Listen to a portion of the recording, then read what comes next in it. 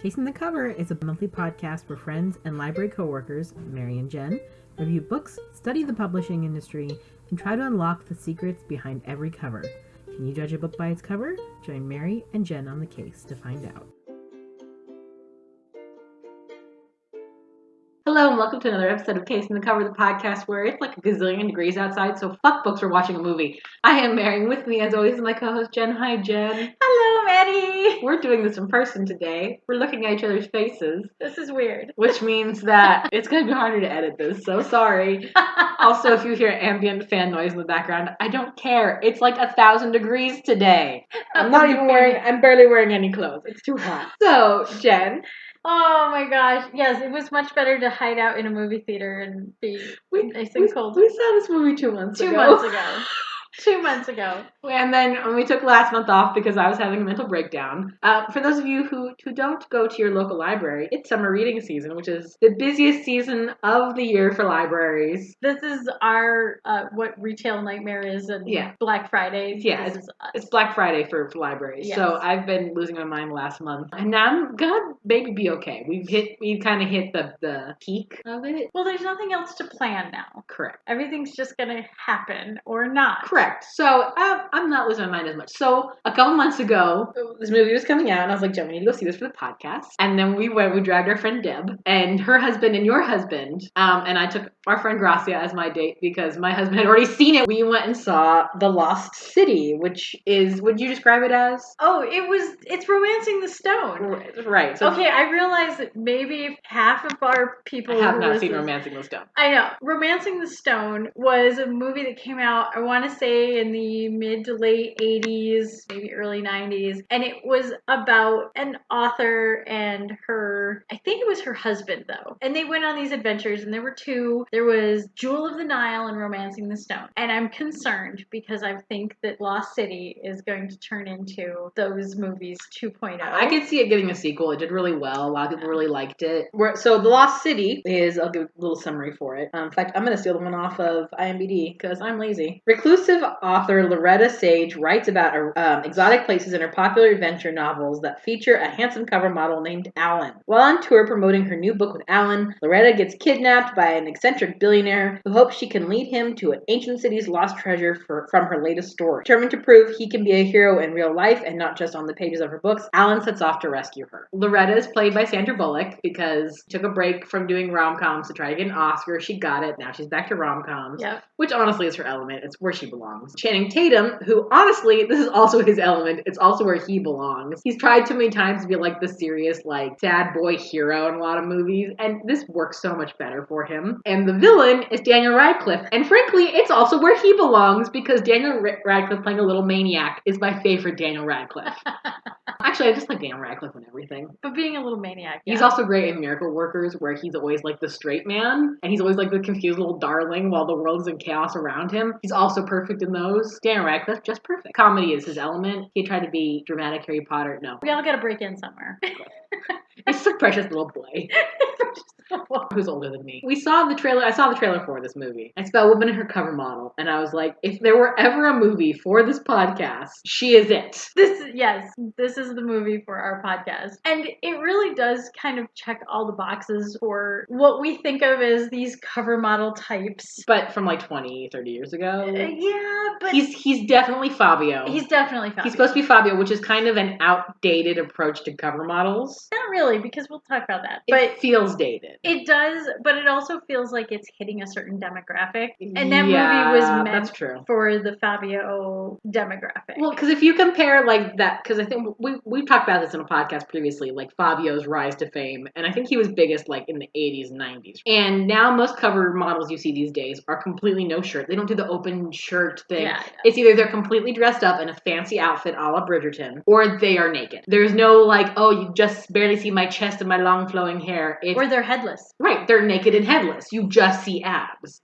You don't get to see this beautiful man wearing a half unbuttoned shirt, right? Right. A la Steed in the 3rd episode of Our Flag Means Death. How did I know this was going to wrap around to that somehow? Mary is obsessed. Because Our Flag Means Death is a romance. Actually, it is. It is. Oh, it literally, like, people have made analyses about how it uses romance novel tropes. We're not going to talk about Our Flag Means Death. That's a whole nother episode. But we're going there. We're just going to talk about Our Flag Means Death little bits in every episode until the end of eternity. That's all. We love it. But yeah, it's kind of an outdated approach to cover models because it is very, like, it's a bodice ripper cover. The ones that you see kind of, because you get to see the cover of her books. Yes. In the movie. And he definitely also is that. He's wearing the Fabio-esque wig when they first come on stage because we find out that is not his real hair. And then his real hair is fine. And at the end of the movie, they give him a buzz cut and it looks really weird. It does. It looks like there was an accident in filming. It looks like they went and did reshoots after he cut his hair for a different movie. Yes. That's what it looked like. So we're going to spoil the hell out of this movie, just so you're aware. This movie's been out for 2 months. I'm pretty sure it's on streaming. Go watch it if you haven't. Also, us spoiling it isn't spoiling anything. It's a romp, and it's very formulaic, very much follows. We all knew what was going to happen. Rom-com tropes. Yes, except for the part with Brad Pitt. 3, 2, 1, giant spoiler. This is the biggest spoiler of the movie. So I could tell it was going to happen. Yeah, because they can't afford to pay him. You can't pay him. Okay, so if you saw the previews for this movie, big selling point in the previews was that Channing Tatum, who is beautiful, but he's a dumb cover model, and he wants to go save Loretta because he's in love with her, but she just suffered the loss of her husband, and so she doesn't really want to get together with him, and it's fine, but he really wants to be there for her. He's a giant puppy dog in this movie. He's a golden retriever boy. Also, this definitely hits the demographic of the women who read romance novels in the 90s because now they're all older, and there is definitely a May-December thing going on. Oh, yeah, he's younger than Sandra Bullock is. Big time, and they make a point of that. Yeah, but so he's totally into her because she's smart, and she used to go on these adventures with her husband to, like, learn about history, and so Channing Tatum is into her because she's very cute and smart. And so when she gets kidnapped by Daniel Radcliffe, he's like, oh, I'm gonna go rescue her. I know a guy that I met on some retreat who's, like, ex-military, and he can go save her. And it's Brad Pitt, and it's Brad Pitt with the most, like, they make him look almost like a modern version of what Channing Tatum is playing in her book. Yeah. He's got the really long, beautiful hair. He's got the open shirt. He's in the tactical gear. And why are you so pretty? My dad was a weatherman. Yeah. And he goes in to save Sandra Bullock. But if you notice, as you're watching this movie, literally all the scenes of Brad Pitt saving Sandra Bullock are in the first, 15 minutes of the movie. And they're also all in the trailer. And there's no further clips of him. And all the other clips you see of Sandra Bullock and Channing Tatum lost in the wilderness don't have Brad Pitt in them. And that obviously comes after the rescue. And I sat there going, they're going to kill Brad Pitt off. Yep. And then they shoot Brad Pitt in the face. And his brains explode on Sandra Bullock. And I'm like, yep, saw that coming. They could not afford him. But it was visceral. Yeah, it's I was like, whoa! Did it just happen in a rom-com? Because shit, that was awesome. But then, like, in the post-credit scenes, he's, like, at yoga with them with, like, a bandage around his head. Yes. It's like retcon his death. It's like he's using the other 90% of his brain or something like that. Yeah. It only blew 10% of my brain out, so I'm using the other 90%. Yeah, and it's very rom-com, so whatever, it's fine. Yeah. And it's one of those things where, I mean, usually in movies and television, if a character doesn't die on screen, they're not dead. Usually when their brains get blown out on you, even if you don't see the brains actually exploding, it still indicates they're dead and they just don't want to show their heads exploding. But apparently he survived that. He would have survived being in the woods. I still think he would have shot, the machine gun. But the movie was good. I enjoyed it. I'm pretty sure my husband enjoyed it more. Yeah. He laughed a lot in that movie. I laughed a few times. Wait, I remember there was we were sitting there, because you were sitting next to me. We purposely sat next to each other. And in the first 10 minutes of the movie, there, she's getting the calls from her editor going where's the book? Where's this? Where's that? And they're giving her all this shit. And she writes a whole paragraph and then just deletes it all. And Jen turns to me and goes, I feel called out. So this movie is making me hurt. You want to know what makes this worse? Is that my mom saw this movie and she goes, yeah, the first few minutes of the movie where she's deleting the whole scene. I'm like, I thought of you. I'm like, oh my god, my mom understands this. Which is, it seems really relatable. The thing that I really liked about the movie, and let's kind of transition to talking about romance covers a little bit. Yes. So the very first scene of the movie is her trying to come up with a scene for the book. And you see the scene for the book as her and Channing Tatum as the book characters. They're doing this whole scene. She's in this little wenchy blouse and this skirt. And he's in the, the ripped shirt, the open shirt and the very romance cover-esque. And it's kind of the outfits that they wear on the covers. She's not on her own covers. Another model. Yes. But she takes the place of this actress. Throughout the movie, the first half of the movie, she's wearing this ridiculous pink sequins jumpsuit because she was on book tour when she got kidnapped. She's losing bits of this jumpsuit throughout the movie. Which is massive plot point and very weird. She uses it as like a distraction at one point. When her publicist tells her, don't ruin this, it's on loan, and of course it gets destroyed. So when they finally think that they get to safety, they change and they're in this little town on some little island. And the outfits that they change into when they get a change of clothes are modernized versions of the costumes that the characters wear on the cover, which I thought was very clever. And then they have this little dance number, and it's very much like it's a scene from the romance novel. And then they get more into the actual archaeological part of the book. That's when the movie turns into her novel. And it's indicated with a costume change, which I thought was kind of clever. And that's where it goes from like your standard like rom-com to, I think, hitting more like... It does, because at that point, it just checks all the boxes for romance novels. Yes. When Daniel Radcliffe kidnaps her, that is like the weirdest scene ever. That's pretty weird. Because he knows... Oh, our other author friend, we was called out in this too, because found out she likes cheese. And so gets her all this cheese. Cheese. So that's a Deb call out, also a Beth Cato call out. Like, we know you like cheese, so I got you a million different kinds. Which is funny too, because the villain gets her like all this decadent cheese that she never actually gets to partake in. And brings the string cheese. Brings right? like the string cheese. Yeah. And he goes, I brought you a snack. Yeah. And it's string cheese in the plastic. And she's like, oh, thank you. And so He's a very much a puppy dog in this movie. And he's a fanboy. And I think our criticism of this movie was that it felt like it was trying to be like a modern take on like a rom-com. And it was trying to be a little more progressive. There was these moments where it was like, nope. And like it wasn't as bad as like some of the trash that we have to read in terms of like Channing Tatum is not a manipulative asshole who's just trying to like, she's the asshole in most of the movie because she's kind of mean to him because like she calls him like uneducated and shit. It's just not very nice. Yeah. And it's like Channing Tatum's a puppy dog, leave him alone. But then at one point they're like climbing him out and he's gotta grab her ass. She's not wearing heels in the jungle, but she's wearing heeled boots, which is just as bad. And like it still hits like some of those like moments. You could have tried just a little harder. But again, it feels like it's almost supposed to be her fantasy. It kind of is, yeah. Like, even though... Again, indicated by them slowly, like, regressing into those characters. Up until the very end where they're on the beach and they kiss and it's I didn't need the beach scene. The whole beach scene was weird. Well, but that was the romance novel cover. You had to bring it back around. But, like, doesn't he, like, she asks him how he would end it, and he, like, tries to come up with, like, a prosy little... Doesn't feel right, because it doesn't belong coming out of his mouth. It just, I don't know, it was a really awkward... The ending was awkward. I think it's just because of the hair. I think this is why romance novel cover models shouldn't write. Correct. That's what that was trying to I was like, don't kiss him, Sandra Bullock. He's got weird ears. It just looked really weird on Channing Tatum's head. It does not... I think Channing Tatum's an attractive man as I've gotten older. But I always thought he was cute. And then they, like, shave all his hair off, and it just looks so weird with his face. It just does not fit his face. But that was him. I think the point it was trying to make is that, like, the cover model, the fantasy that she had created, had long hair and all this stuff. So they went to the other extreme and be like, she likes him. I don't know. And he tries to learn Latin because he tries to tell her in Latin. Was that also in the ending? That was also at the ending. I think you blocked out the ending. I really didn't like they wrap up the movie and then there's like this little tagged on ending scene. I have a feeling it was that and maybe other Brad Pitt cameo. Like I feel like those were maybe filmed after the fact. Maybe not, because does he have the longer hair in the after credit with the Brad Pitt cameo? I don't remember because I was paying too much attention to Brad Pitt. Yeah, that's fair. His father was a weatherman. It was the whole thing was very weird.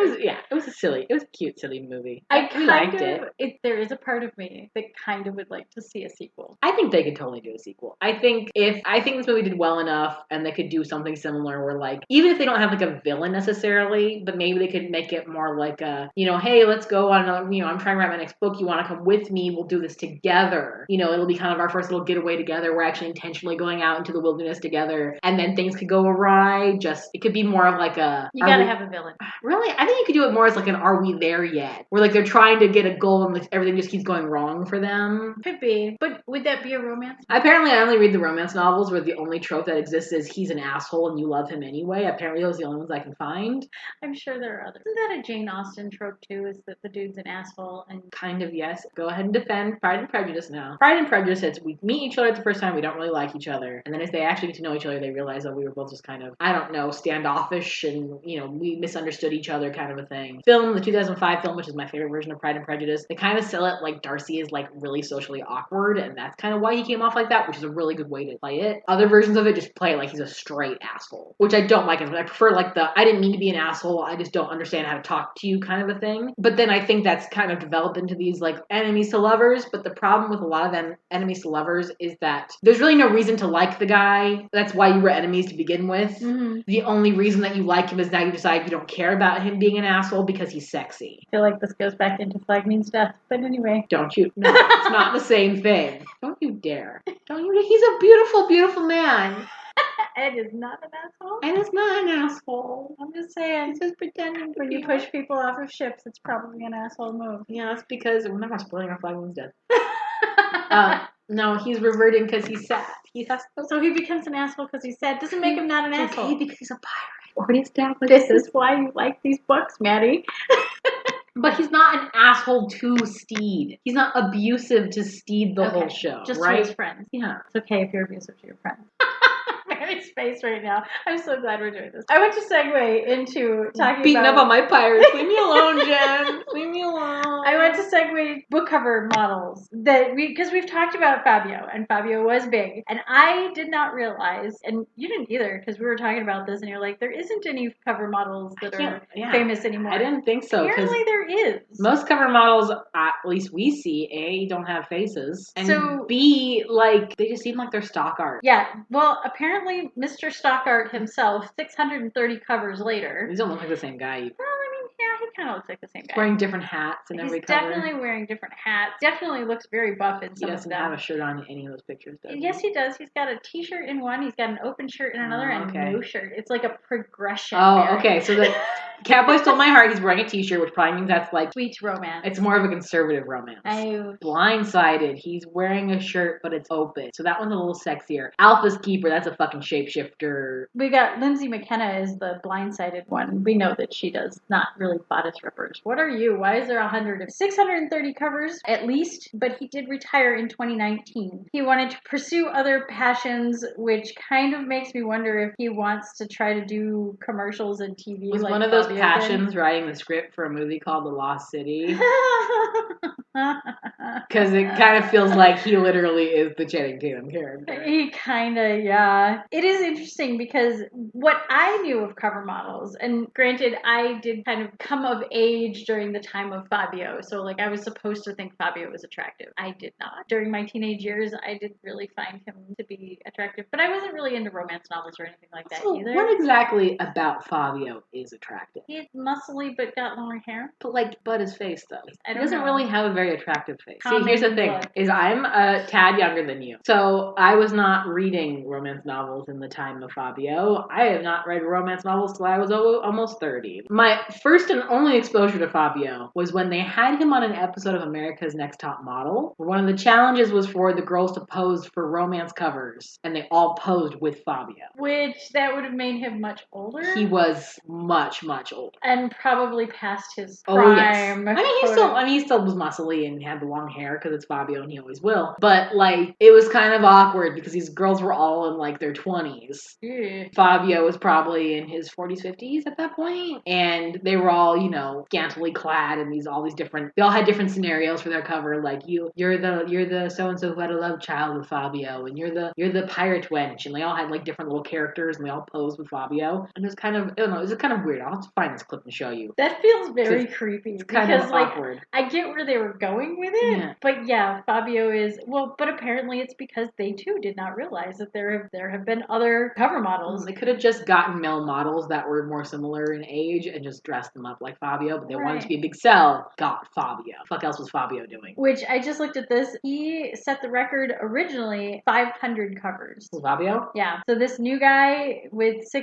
over 630 covers. Of course, I feel like maybe that's part of the age of like stock cover model stuff, because could have done some stock model. Well, and with work. digital publishing, you Yeah. probably could also ramp. If he was more accessible to people who are self-publishing, Mhm. you can get yourself on more covers if you don't have to like exclusively work with certain publishers. Right. Which, I mean, clearly he doesn't. Connection to cover models I had prior to talking about this and, after Fabio was I went to that romance novel convention. There were lots of romance novel cover models who wanted to be cover models kind of thing. And there was a contest and they were all super nice all weekend. Feels like a very niche fan. Yes. Like, I get like how Fabio could have gotten to be kind of popular because he was on everything. Mm-hmm. And everyone that read romance novels knew who he was. Sort of somehow became a household name, maybe through like interviews and stuff. But now that the internet exists, fandom is so much more widespread and there's just so much more variety out there. It must be really weird to actually, because like watching the movie, all the girls that show up for her book signing are all there for the cover model. They're all there for Alan. That is a point to make. And yes. It felt so weird that would be like, oh, they're all at the book tour, but they're all here to see the cover model. I'm like, who has cover? Like, but that's do the Fabio cover thing. model fandoms still exist? I guess so. If you've got one guy that's done 600, like, does he have a fan base? Are there people buying romance novels because he's on the cover? Like, it's a legitimate question. Yeah. See. Also, the character in the movie, the fact that Alan isn't like this. Alan doesn't do all the covers. He only does Loretta. That's true. And he exists in, like, when he tours with her, he tours as something Stone or something. I don't remember the character's name. I know, it's sad. We don't remember the character. But he tours as that character. He comes Yes. out in the costume. He talks like he's the character. So in this universe of the movie, Alan the cover model isn't who people are into, which I guess makes sense with fandom. Yes. But fandom kind of does both. Like most fandoms that I've been a part of, you get obsessed with the character, but then you also get obsessed with the actor. You're obsessed with Doctor Who, you're also obsessed with David Tennant, right? Yes. You're obsessed with Supernatural, you're also obsessed with Misha Collins. Yes. You're obsessed with Art Like Death, you're also obsessed with Taika Waititi. Yes. In this show, in the context of this movie, they're only obsessed with that character. Right. Because Alan doesn't have any other career, just her cup. Which seems like he couldn't sustain himself on that. Yeah, that seems like not a job choice. I did come to a realization in this conversation. So we all know that my husband, I met him as we were being pirates when I started writing my pirate book. People do follow him around as Captain Max. That's because he has business cards. He does. I thought Mary was going to die. Because if that wasn't a moment from like that cover model movie, it's like, no, I have business cards. That is something your husband would do. Yes. He also kind of has Fabio. He does have Fabio hair. The same kind of thing, though, because these women will flock around him when we're at events, and they are after him. Well, and also, like there's also, like, I've been at conventions with you guys where, like, the kids will follow him around because he's, like, their idol. Yes. Like, oh, Captain Max. Oh, Captain Max. Okay, so, aside. And creepy soccer moms follow him around, too. Aside, you guys came in and were pirates for us for summer reading, because most libraries, I think, it's kind of like a national thing. Yeah. You can pick from two themes. Most libraries around the country are doing the ocean theme this year. So we had you guys come as our pirate, and someone was asking, do you guys play specific, like, do you guys play characters? I'm assuming the question was like, are you pretending to be Captain Jack Sparrow kind of question, right? Yeah. And you guys explained to this teenager. Yeah, he's a kid. Like, no, we play our own characters. And Max, who is sitting in a chair, because by this time he's done. He's just done. He reaches into his coat and he pulls out a Captain Max business card. And I lost my shit. Okay, this is the end of the second delirious weekend of summer reading programming. The first weekend I lost my shit because my boss was up like a shark. Yeah. I lost my shit the previous weekend. And this weekend was, I'm going to reach into my very period pirate coat and pull out my laminated business card. I died. I laughed so fucking hard. He just had Captain Max business card. Oh, I don't know why I thought it was so funny. Do you need a Captain Max business card now? I don't. It just made me laugh really hard. Because you guys were all dressed up. You got all your accoutrement, you have the big coats and the hats and the hair, and you guys were in character. And I just like going to Disneyland and like going to hug Mickey Mouse, and Mickey Mouse hands you his card. It just felt so weird.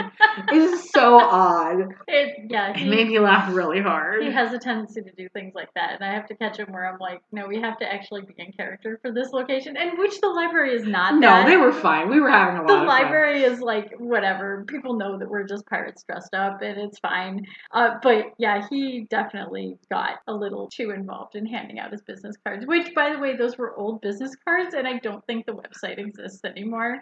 So that's awesome because out this business card. Oh my god. With such professionalism about it, and it's like, no, that website doesn't exist. You know, it's him living his James Bond fantasy. It is. It's Max, Captain Max. Here's my card. Yes, here's my card. Yes. Even though James Bond also doesn't have cards. It was like watching James Bond pull out his card. Like, here, call me. My name's Bond. James Bond. Here's my card. It was just the silliest thing. He doesn't listen to this podcast, right? He's not gonna get mad or make fun of him. He's not gonna get mad or making fun of him anyway because he can't deny what we're saying about him. It made me laugh really hard. Everybody sees him and they think, oh, he's this, debonair pirate and this and that. And I'm like, literally, poop jokes make him laugh. That's why he was laughing at this movie, because he's watching Channing Tatum on screen going, oh, look, it's me. And yes, it is, you guys. It is. Jen is the writer and she's married to a cover model. I told you. As we're talking about this, I'm like, oh my god, this is my fucking life. The only thing it just falls short of, I don't think you'd ever wear a sequins jumpsuit. No, jumpsuit in general. How do I pee? Yeah, it's not the sequence. How do I pee? Obviously, I'm not getting naked in the bathroom stall. It's not the sequence that's unappealing. Jumpsuit. It's the jumpsuit. I would totally wear sequins. I love glitter. Glitter, sequin, all of it. Yes, we have trailed off topic. It usually means it's the end of the episode. I think so. We're gonna go off on another adventure. We're going adventuring. Yes, we're going adventuring, and apparently Mary's gonna put me on her TikTok. So I have family in town for the next 2 weeks, and so I've had to clean and put all my craft room stuff away. So I need content, Jen.